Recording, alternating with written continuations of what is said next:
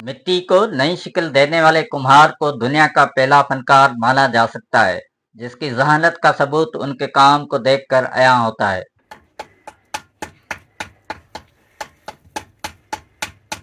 मिट्टी से बर्तन बनाने यानी ज़रूरत साजी का फन सिंध की कदीम तारीख से जुड़ा हुआ है। सिंध की तारीख में मिट्टी के बर्तनों का इस्तेमाल शाही खानदानों की शान को और बढ़ाता था, लेकिन आम जिंदगी में भी बहुत इस्तेमाल होता था।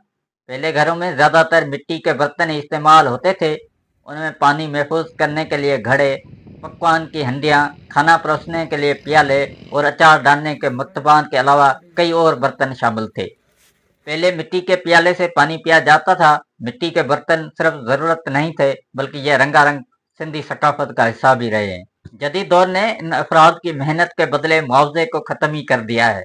दिन भर की कड़ी मेहनत और मुख्तलिफ मराहिल से गुजार कर मिट्टी के उन बर्तनों का इस्तेमाल सिंध के शहरी इलाकों के बजाय अब देही इलाकों तक ही महदूद होकर रह गया है।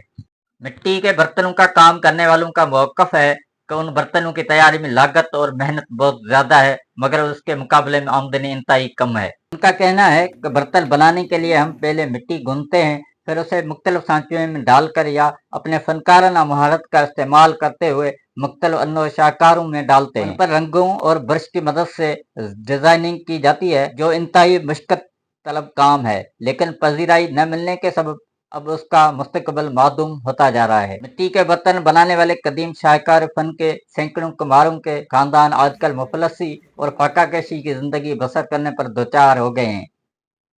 मिट्टी से ज़रूरत साजी की सनत के किस्सा पारीना बनने की वजह से वादी मेहरान की कदीम सकावत मुतासर होने के साथ मुआशियत पर भी बुरे असरात मरतब हो रहे हैं। जियार जुनेजो, पाक वॉइसेस, धरपर।